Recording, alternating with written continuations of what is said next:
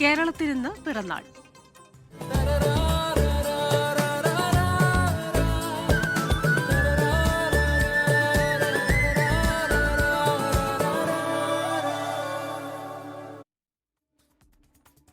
ഇന്ന് കേരളപ്പിറവി ദിനം. ഭാഷയുടെ അടിസ്ഥാനത്തിൽ കേരളം ഒരു സംസ്ഥാനമായി രൂപപ്പെട്ടതിന്റെ വാർഷികം.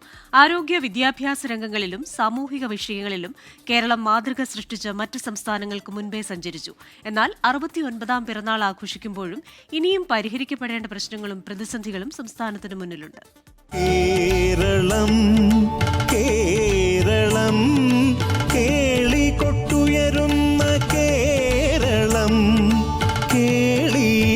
മഞ്ഞും മഴയും ഒളിച്ചു കളിക്കുന്ന പച്ചപുതച്ച മലനിരകൾ, കണ്ണെത്താ ദൂരത്തോളം പരന്നുകിടക്കുന്ന പൊന്നണിഞ്ഞ നെൽപ്പാടങ്ങൾ, കായൽ പരപ്പുകളും അരുവികളും നീർച്ചാലുകളും, തെയ്യവും തോൽപ്പാവക്കൂത്തും കളരിയും മുതൽ കഥകളി വരെയുള്ള കലാരൂപങ്ങൾ.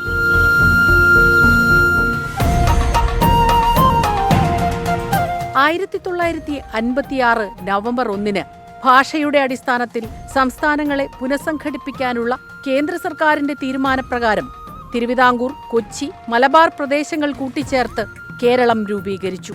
പിന്നീടുണ്ടായത് ചരിത്രം. നവോത്ഥാനത്തിന്റെ വെളിച്ചം വീശിയ നാളുകൾ. ഭൂപരിഷ്കരണ ബിൽ, വിദ്യാഭ്യാസ ബിൽ, അധികാര വികേന്ദ്രീകരണം, സാക്ഷരതാ യജ്ഞം, ജനകീയാസൂത്രണം, പരിസ്ഥിതി സംരക്ഷണ സമരങ്ങൾ തുടങ്ങി പ്രതീക്ഷയുടെ എത്രയെത്ര വിളക്കുമാടങ്ങൾ.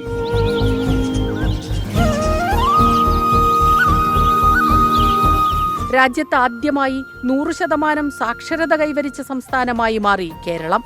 ആരോഗ്യ വിദ്യാഭ്യാസ രംഗത്ത് കൈവരിച്ച നേട്ടങ്ങൾ മറ്റു സംസ്ഥാനങ്ങൾക്ക് മാതൃകയായി. വിനോദസഞ്ചാര രംഗത്ത് വലിയ മുന്നേറ്റം. കേരളത്തിന്റെ തനത് കലാരൂപങ്ങൾ വിദേശ രാജ്യങ്ങളിൽ പോലും ശ്രദ്ധിക്കപ്പെട്ടു. മോഹിനിയാട്ടവും തെയ്യവും കളരിപ്പയറ്റും ഗോത്രകലകളും ഉൾപ്പെടെ വൈവിധ്യമാർന്ന കലാരൂപങ്ങളിൽ വിദേശ നാടുകളിൽ പോലും പഠനങ്ങൾ നടക്കുന്നു. അന്തസ്സായി ജീവിക്കുന്നതിനും സാമ്പത്തിക ഭദ്രതയ്ക്കും ബിസിനസ് സുഗമമാക്കുന്നതിനും ഊന്നൽ നൽകിയുള്ള നവകേരള സൃഷ്ടി എന്ന ലക്ഷ്യത്തിലെത്താൻ വെല്ലുവിളികൾ ഏറെയുണ്ട്. സാമ്പത്തിക പരിമിതികൾക്കിടയിലും സാമൂഹിക പുരോഗതിയിൽ വിട്ടുവീഴ്ച ചെയ്യാതിരിക്കാൻ ശ്രമങ്ങളുണ്ടാകണം. വർഗീയ ധ്രുവീകരണത്തിനുള്ള ശ്രമങ്ങളെ ചെറുത്തു തോൽപ്പിക്കണം. മതേതര പാരമ്പര്യം ശക്തിപ്പെടുത്താനും ഭാഷയെയും സംസ്കാരത്തെയും നെഞ്ചോട് ചേർക്കാനും മലയാളികളായ നാം ജാഗരൂകരാകണം. എല്ലാ മലയാളികൾക്കും 24ന്റെ കേരളപ്പിറവി ദിനാശംസകൾ.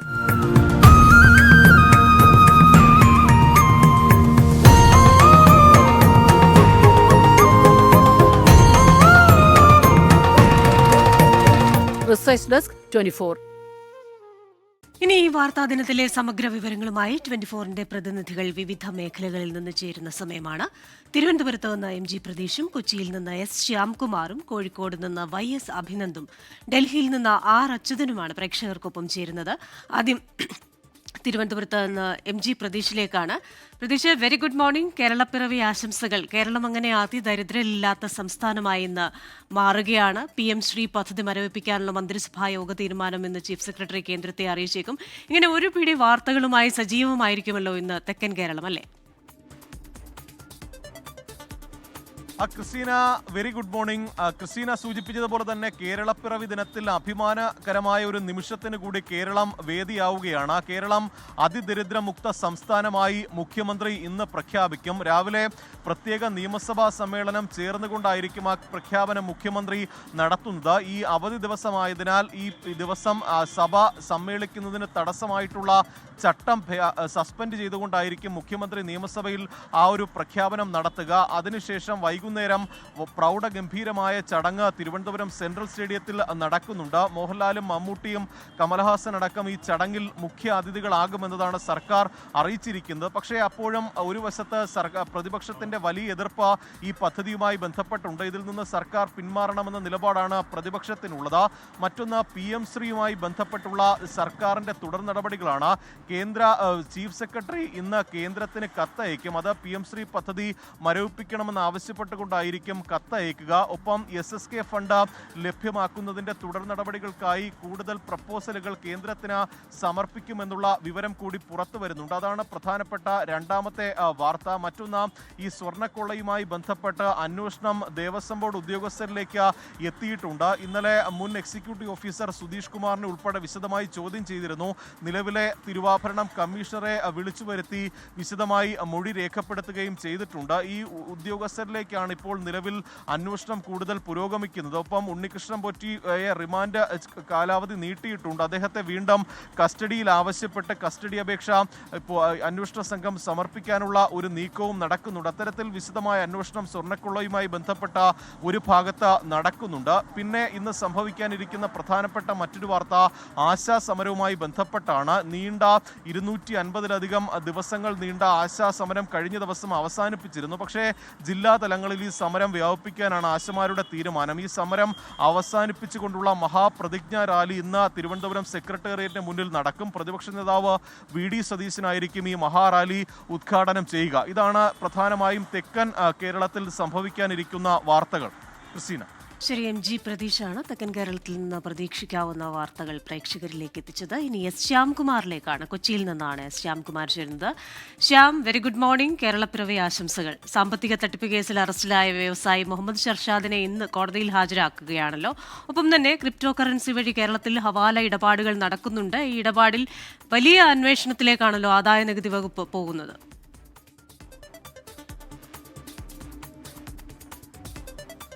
Christina, good morning. ഇന്ന് ഷർഷാദുമായി ബന്ധപ്പെട്ടുള്ള കേസിൽ ഷർഷാദിനെ ഇന്ന് കോടതിയിൽ ഹാജരാക്കും.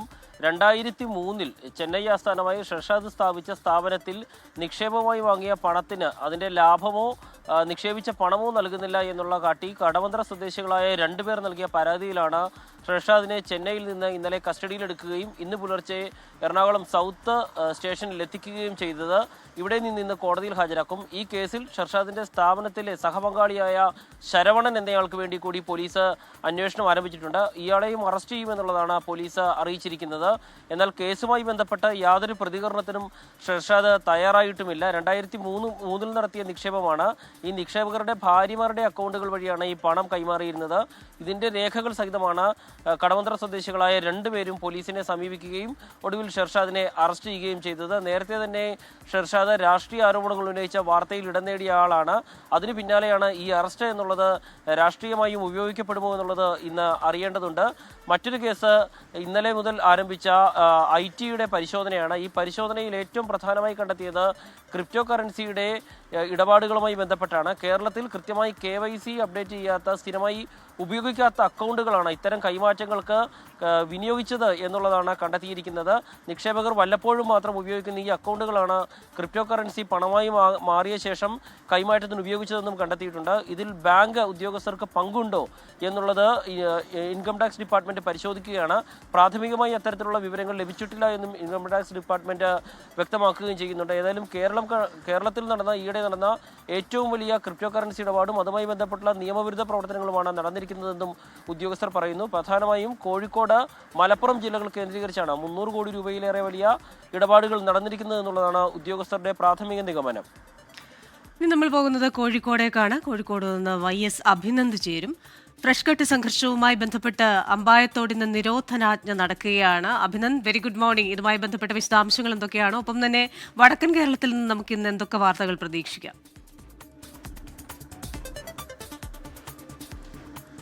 Christina, good morning. വടക്കൻ കേരളത്തിനെ സംബന്ധിച്ചുള്ള ഏറ്റവും പ്രധാനപ്പെട്ട വാർത്ത എന്ന് പറയുന്നത് ഫ്രഷ് കട്ട് സംഘർഷമാണ്. കുറേയധികം ദിവസമായി തന്നെ അതിൻ്റെ തുടർ വാർത്തകളാണ് ഉള്ളത്. ഇതിനകത്ത് ഫ്രഷ് കട്ട് സംഘർഷവുമായിട്ട് ബന്ധപ്പെട്ട ഇന്നലെ കഴിഞ്ഞ ദിവസങ്ങളിൽ ജില്ലാ കളക്ടർ വിളിച്ച ഒരു ഫെസിലിറ്റേഷൻ കമ്മിറ്റി ഉണ്ടായിരുന്നു. ആ ഫെസിലിറ്റേഷൻ കമ്മിറ്റിനകത്ത് ഏറ്റവും നിർണായകമായിട്ട് തീരുമാനമെന്നത് ഫ്രഷ് കട്ട് തുറന്ന് പ്രവർത്തിക്കാം, അത് ഉപാധികളോടുകൂടി ഫ്രഷ് കട്ട് തുറന്ന് പ്രവർത്തിക്കാം എന്നുള്ളതായിരുന്നു.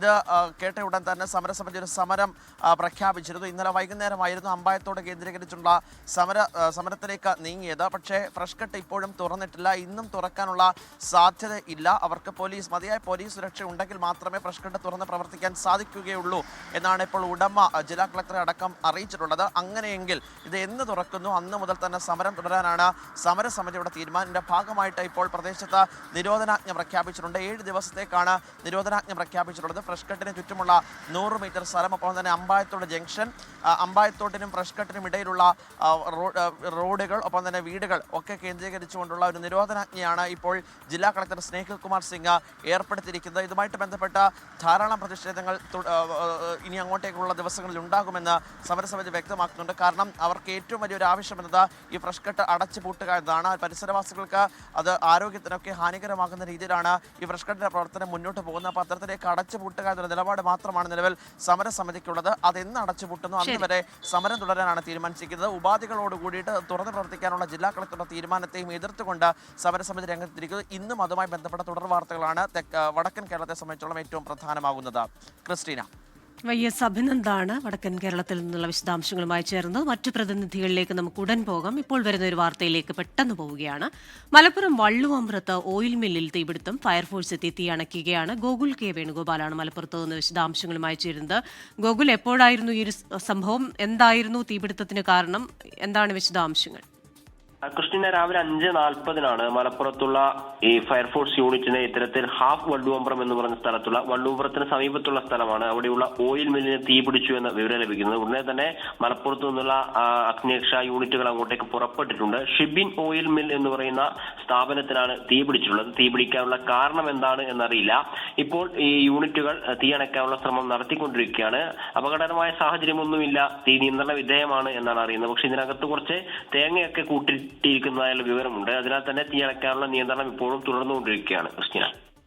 ശരി, ഗോകുൽ കെ വേണുഗോപാലാണ് വിശദാംശങ്ങളുമായി ചേർന്നത്. ഇനി നമ്മുടെ ഡൽഹിയിൽ നിന്ന് അച്യുതൻ ചേരുകയാണ്. Achuthan, very good morning. രാജ്യ തലസ്ഥാനത്ത് നിന്ന് എന്തൊക്കെ വാർത്തകൾ നമുക്ക് പ്രതീക്ഷിക്കാം? ഒപ്പം തന്നെ നമുക്കിനി ആധാർ കാർഡുമായി ബന്ധപ്പെട്ട ചില മാറ്റങ്ങളൊക്കെ തന്നെത്താൻ ചെയ്യാമല്ലോ ഓൺലൈനായി.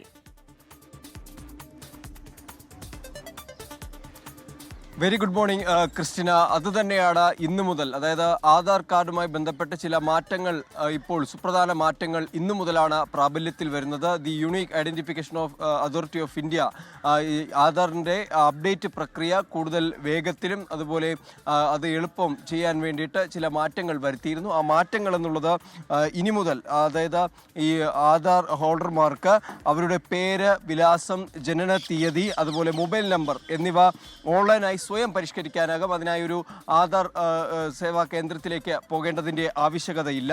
ഒപ്പം തന്നെ ഈ ചില മാറ്റങ്ങൾ, അതായത് ഈ ആധാർ കാർഡിൽ വരുത്തുന്ന മാറ്റങ്ങൾക്കൊരു നിശ്ചിത തുക കൂടി ഇപ്പോൾ നിശ്ചയിച്ചിട്ടുണ്ട്. ഡെമോഗ്രാഫിക് വിവരങ്ങൾ മാറ്റം വരുത്താൻ 75 രൂപയും ബയോമെട്രിക് അപ്ഡേറ്റിന് 125 രൂപയുമായിട്ടാണ് ഈ തുക നിശ്ചയിച്ചിരിക്കുന്നത്. എന്നാൽ കുട്ടികൾക്കിത് പൂർണ്ണ സൗജന്യമാക്കിയിരിക്കുകയാണ്. ഒപ്പം തന്നെ ഈ വർഷം ഡിസംബർ 31-നകം ആധാറും പാൻ കാർഡും തമ്മിൽ ലിങ്ക് ചെയ്തിരിക്കണം. അല്ലെങ്കിൽ ഈ പാൻ കാർഡ് ഡീആക്ടിവേറ്റ് ആകുന്ന തരത്തിലേക്ക് അത് അത്തരത്തിലായിരിക്കും മാറുക. എന്തായാലും അത് ലിങ്ക് ചെയ്യേണ്ടതായിട്ട് വരും. ഒപ്പം തന്നെ ഈ ആധാർ സേവനം വേഗത്തിലാക്കുക, യൂസർ ഫ്രണ്ട്ലി ആക്കുക എന്ന ലക്ഷ്യമിട്ടുകൊണ്ടാണ് ഇപ്പോൾ ഈ മാറ്റങ്ങൾ വരുത്തിയിരിക്കുന്നത്. ഒപ്പം തന്നെ മറ്റൊന്ന്, ഡൽഹിയിൽ നിന്ന് ഏറെ ഒരു നേരിയ ആശ്വാസം എന്ന് പറയുന്നത് ഈ വായു മലിനീകരണത്തിൻ്റെ തോത് അത് കുറഞ്ഞിട്ടുണ്ട്. അത് 300-ന് താഴെയാണ് ഇപ്പോൾ പലയിടങ്ങളിലും രേഖപ്പെടുത്തിയിരിക്കുന്നത്. നേരിയ ആശ്വാസം പകരുന്നു. പക്ഷേ അപ്പോഴും ഈ ശൈത്യത്തിലേക്കാണ് ഡൽഹി കടക്കുന്നത്. ആ ഘട്ടത്തിൽ വീണ്ടും വായു മലിനീകരണ തോത് ഉയരാനുള്ള സാധ്യതകളുണ്ട് എന്നാണ് ഇതുമായി ബന്ധപ്പെട്ട അധികൃതർ അറിയിക്കുന്നത്. കാരണം പൊതുവെ കാറ്റിൻ്റെ വേഗത കുറയുന്ന സാഹചര്യമായിരിക്കും. അപ്പോൾ അന്തരീക്ഷ താപനില കുറയുന്ന സാഹചര്യമായതിനാൽ തന്നെ വായു മലിനീകരണ തോത് അത് ഉയരാനുള്ള സാധ്യതകളുണ്ട്. കൃത്രിമ മഴ പെയ്യ്ക്കാൻ ഇപ്പോഴും സർക്കാരിന് കഴിഞ്ഞിട്ടില്ല. അതിലെ അന്തരീക്ഷത്തിൻ്റെ സാഹചര്യങ്ങൾ അതിന് കൃത്രിമ മഴ പെയ്യിപ്പിക്കാൻ കഴിയുന്ന തരത്തിൽ അനുകൂല സാഹചര്യങ്ങളിലേക്ക് എത്തിയിട്ടില്ല. അതുകൊണ്ട് തന്നെ അതും ഇത്തരത്തിൽ അനിശ്ചിതത്വത്തിൽ തുടരുന്നു. മറ്റൊന്ന്, ഖാർഗെ ഇന്നലെ നടത്തിയ RSSനെതിരായ, അതായത് RSS സംഘടനയെ നിരോധിക്കണം, രാജ്യത്തെ പല പ്രശ്നങ്ങൾക്കും കാരണം RSS ആണെന്ന കോൺഗ്രസ് അധ്യക്ഷൻ മല്ലികാർജുന ഖാർഗെയുടെ ആ ഒരു പരാമർശം, അത് വീണ്ടും ഒരു രാഷ്ട്രീയ വാക്കുതർക്കത്തിലേക്ക്, കോൺഗ്രസും BJPയും തമ്മിലുള്ള ഒരു വാഗ്വാദത്തിലേക്ക് കൂടി അത് നയിച്ചിരിക്കുകയാണ്. എന്തായാലും അതുമായി ബന്ധപ്പെട്ടും കൂടുതൽ പ്രതികരണങ്ങൾ ഒരുപക്ഷെ ഡൽഹിയിൽ നിന്നുണ്ടാകും. കൃഷ്ണ. KPCCയിലെ പുതിയ ഭാരവാഹികളുടെ ആദ്യ യോഗം ഇന്ന് രാവിലെ 10:30 ഇന്ദിരാഭവനിൽ വെച്ചാണ് യോഗം. നേരത്തെ പുനഃസംഘടനയുമായി ബന്ധപ്പെട്ട VD സതീശന്റെ എതിർപ്പിനെ തുടർന്ന് മാറ്റിവെച്ച യോഗമാണ് ഇന്ന് ചേരുന്നത്. തദ്ദേശ തെരഞ്ഞെടുപ്പ് ഒരുക്കങ്ങൾ ചർച്ച ചെയ്യുകയാണ് പ്രധാന അജണ്ട. ഇന്നു മുതൽ തന്നെ പ്രചാരണം ആരംഭിക്കാൻ നേതൃത്വം നിർദ്ദേശിക്കും. KPCC സെക്രട്ടറിമാരുടെ പട്ടിക കൂടി വന്നിട്ട് മതി യോഗമെന്നായിരുന്നു VD സതീശന്റെ ആദ്യ നിലപാട്. എന്നാൽ ഇതുവരെയും KPCC സെക്രട്ടറിമാരെ പ്രഖ്യാപിച്ചിട്ടില്ല. ഉടൻ തന്നെ പ്രഖ്യാപനമുണ്ടാകുമെന്നാണ് സൂചന. പുനഃസംഘടനയെ ചൊല്ലിയുള്ള തർക്കങ്ങളും യോഗത്തിലുയരും. കാർഷിക സർവകലാശാല ഫീസ് വർധനവിൽ നിർണായക കൂടിക്കാഴ്ചയെന്ന് കൃഷിമന്ത്രി P. പ്രസാദ് വിളിച്ചു ചേർത്ത സർവകലാശാല അധികൃതരുടെ യോഗം ഇന്ന് നടക്കും. യോഗത്തിൽ vice chancellor B. Ashok, registrar എന്നിവർ പങ്കെടുക്കും. പ്രത്യേക നിയമസഭാ സമ്മേളനത്തിന് ശേഷമായിരിക്കും കൂടിക്കാഴ്ച. സർവകലാശാല അധികൃതരോട് തിരുവനന്തപുരത്ത് എത്തിച്ചേരാൻ മന്ത്രി നിർദ്ദേശം നൽകിയിരുന്നു.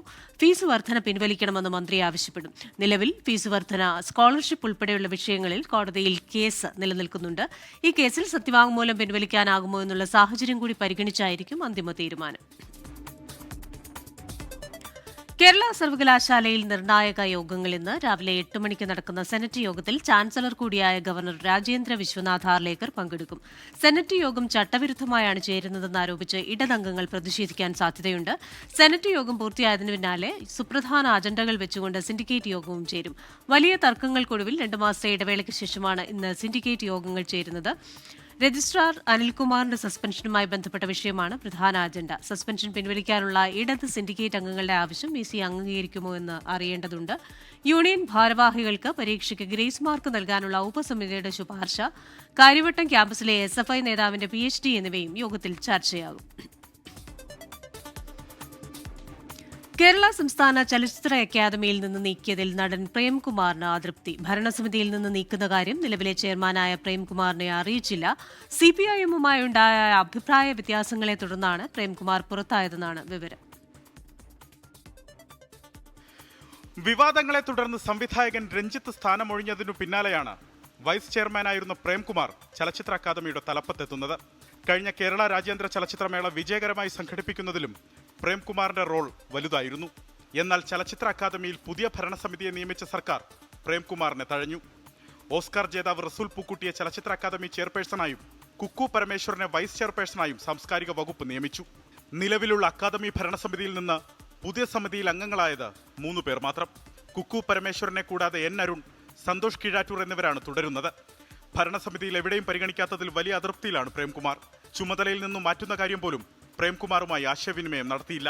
നിലമ്പൂർ ഉപതെരഞ്ഞെടുപ്പ് സമയത്ത് മണ്ഡലത്തിൽ സംഘടിപ്പിച്ച സാംസ്കാരിക പ്രവർത്തകരുടെ പരിപാടിയിൽ പ്രേംകുമാറിനെ ക്ഷണിച്ചിട്ടും പങ്കെടുത്തിരുന്നില്ല. സാംസ്കാരിക വകുപ്പിന്റെ ചുമതലയുള്ള സെക്രട്ടേറിയറ്റ് അംഗം M. സ്വരാജായിരിക്കെ പ്രേംകുമാർ പരിപാടിയിൽ നിന്ന് വിട്ടുനിന്നത് CPIM-നെ ചൊടിപ്പിച്ചിരുന്നു. ഡിസംബറിൽ സാംസ്കാരിക വകുപ്പ് സംഘടിപ്പിക്കുന്ന കോൺക്ലേവിന്റെ ആലോചനാ യോഗത്തിൽ പ്രേംകുമാർ ആശാസമരം ചൂണ്ടിക്കാട്ടി സർക്കാരിനെതിരെ പ്രസംഗിക്കുകയും ചെയ്തു. CPIM general secretary MA baby പങ്കെടുത്ത പരിപാടിയിലാണ് ആശാസമരം ഒത്തുതീർത്തില്ലെങ്കിൽ നാണക്കേടാകുമെന്ന് പ്രേംകുമാർ പറഞ്ഞത്. ഇക്കാരണങ്ങളെല്ലാം കൊണ്ട് പ്രേംകുമാർ CPIM-ന് അനഭിമതനായി. പിന്നാലെയാണ് അക്കാദമിയിൽ നിന്നുള്ള പുറത്തുപോക്ക്. നിഖില വിമൽ, സുധീർ കരമന, ശ്യാം പുഷ്കരൻ, അമൽ നീരത്, സിത്താര കൃഷ്ണകുമാർ, സാജു നവോദയ തുടങ്ങിയവർ അക്കാദമിയുടെ പുതിയ ഭരണസമിതിയിൽ അംഗങ്ങളാണ്. 24 തിരുവനന്തപുരം. തൃശൂരിൽ അന്തർ സംസ്ഥാന ഡീസൽ മോഷ്ടാക്കൾ പിടിയിൽ 5 പേരാണ് പിടിയിലായത്. വിവരങ്ങളുമായി സൂരജ് സജ്ജിയാണ് തൃശൂരിൽ നിന്ന് ചേരുന്നത്. Suraj, very good morning. എന്താണ് ഇവരുടെ ഒരു മോഡസ് ഓപ്പറാൻഡി? ഏത് രീതിയിലാണ് ഇവർ ഈ വാഹനങ്ങളിൽ നിന്ന് ഡീസൽ മോഷ്ടിക്കുന്നത്?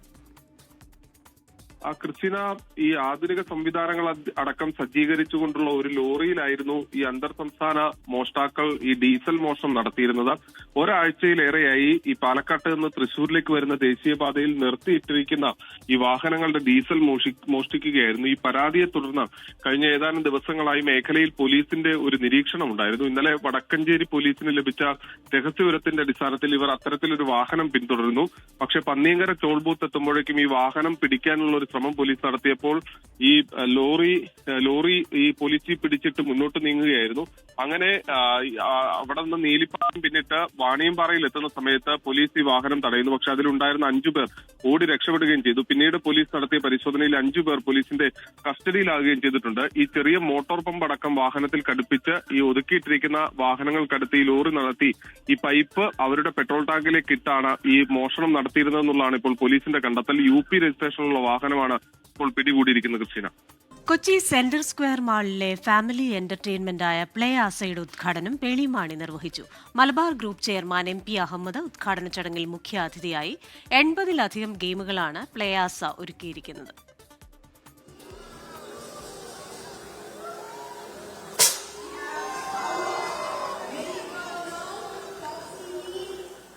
പ്ലയാസ ദ ഫൺ പ്ലാസ ഇനി കൊച്ചി സെൻട്രൽ സ്ക്വയർ മാളിലും 80-ലധികം ഗെയിമുകൾ, സിഗ്നേച്ചർ റൈഡുകൾ തുടങ്ങിയവ പ്ലയാസ കുട്ടികൾക്കായും മുതിർന്നവർക്കായും ഒരുക്കിയിരിക്കുന്നു.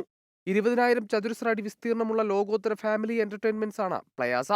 ഉയർന്ന സുരക്ഷയാണ് പ്ലയാസയിൽ എത്തുന്നവർക്ക് ഉറപ്പു തരുന്നതെന്ന് Malabar group chairman MP Ahammed. കുട്ടികൾക്ക് കളിക്കുക, സേഫായിട്ട് കളിക്കുക, ഒരു ഹാപ്പിനെസ് ഉണ്ടാവുക, ഹാപ്പി മൂഡ് ക്രിയേറ്റ് ചെയ്യുക എന്നുള്ളതാണ് ഞങ്ങൾ ഉദ്ദേശിക്കുന്നത്.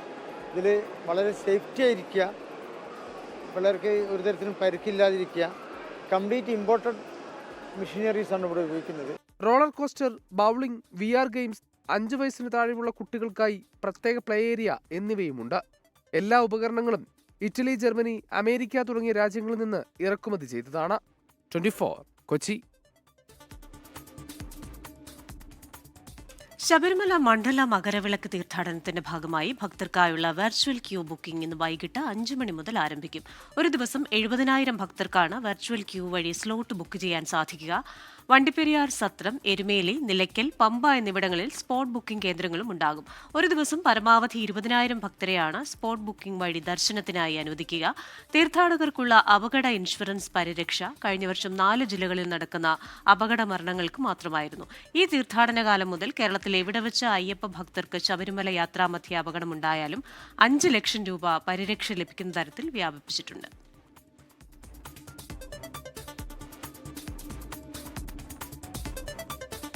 സർവകലാശാല വിഷയത്തിൽ സർക്കാർ ഗവർണർ സമവായമില്ല, സമവായം വേണ്ടെന്ന് സർക്കാർ തീരുമാനം. ഡിജിറ്റൽ സാങ്കേതിക സർവകലാശാല VC നിയമനം വൈകിപ്പിക്കുന്നതിനെ തുടർന്നാണ് തീരുമാനം. വിവരങ്ങളുമായി ഉമേഷ് ബാലകൃഷ്ണനാണ് തിരുവനന്തപുരത്ത് നിന്ന് ചേരുന്നത്. Umesh, very good morning. അപ്പോൾ ആ വിധത്തിൽ ഒരു മഞ്ഞുരുക്കം ഇല്ല എന്ന സൂചനയാണോ ഇപ്പോൾ ലഭിക്കുന്നത്? ക്രിസ്റ്റീന, അതിൽ മറ്റൊരു കാര്യം, ഇതുമായി ബന്ധപ്പെട്ട് ഏറ്റവും സുപ്രധാനമായ വാർത്ത, കാലിക്കറ്റ് സർവകലാശാലയിൽ ഇന്നലെ ഗവർണർ സെർച്ച് കമ്മിറ്റി രൂപീകരിച്ചിരുന്നു. അതിൽ സർക്കാർ പ്രതിനിധിയായി, അതായത് സെനറ്റിന്റെ പ്രതിനിധിയായി ഒരാളെ നിയമിച്ചിരുന്നു. പ്രൊഫസർ സാബുവിനെ നിയമിച്ചിരുന്നു. പക്ഷേ പ്രൊഫസർ സാബു ഇപ്പോൾ ഈ തീരുമാനത്തിൽ നിന്ന് പിന്മാറിയിരിക്കുന്നു. ഗവർണറെ ഇമെയിൽ പ്രകാരം തന്റെ തീരുമാനം അറിയിച്ചിരിക്കുന്നു. താൻ ഈ സെർച്ച് കമ്മിറ്റിയിൽ ഇല്ല എന്ന്. സാങ്കേതിക സർവകലാശാല, ഡിജിറ്റൽ സർവകലാശാല VC നിയമനവുമായി ബന്ധപ്പെട്ട ചുരുക്കപ്പട്ടിക മുഖ്യമന്ത്രി കൈമാറിയിരുന്നു. പക്ഷെ അതിൽ നിയമനം ഇപ്പോൾ നടത്തേണ്ടതില്ല എന്നുള്ള തീരുമാനത്തിൽ ഗവർണർ എത്തിയിരുന്നു. ഇതേ തുടർന്ന് ആണ് ഇപ്പോൾ കാലിക്കറ്റ് സർവകലാശാല VC നിയമനവുമായി ബന്ധപ്പെട്ടുള്ള സമവായ നീക്കം പൊളിഞ്ഞത്. ഈ സമവായത്തിലേക്ക് സർക്കാർ പോകേണ്ടതില്ല എന്നുള്ള തീരുമാനത്തിലേക്ക് എത്തിയിരിക്കുന്നു. എന്തായാലും ഏറ്റവും സുപ്രധാനമായ നീക്കം ഇപ്പോൾ സർക്കാർ നടത്തിയിരിക്കുന്നു. ഗവർണറുമായി ഒരു സമവായത്തിലേക്ക് എന്ന് സൂചന നൽകിക്കൊണ്ടായിരുന്നു ഇന്നലെ സെർച്ച് കമ്മിറ്റി പ്രഖ്യാപിച്ചുകൊണ്ട് ഗവർണർ ഉത്തരവിറക്കിയത്. സെർച്ച് കമ്മിറ്റിയിൽ കാലിക്കറ്റ് സർവകലാശാല സെനറ്റ് അംഗമായി ഇടതുപക്ഷത്തോട് ചേർന്ന് നിൽക്കുന്ന പ്രൊഫസർ സാബുവിനെ ഉൾപ്പെടുത്തുകയും ചെയ്തിരുന്നു.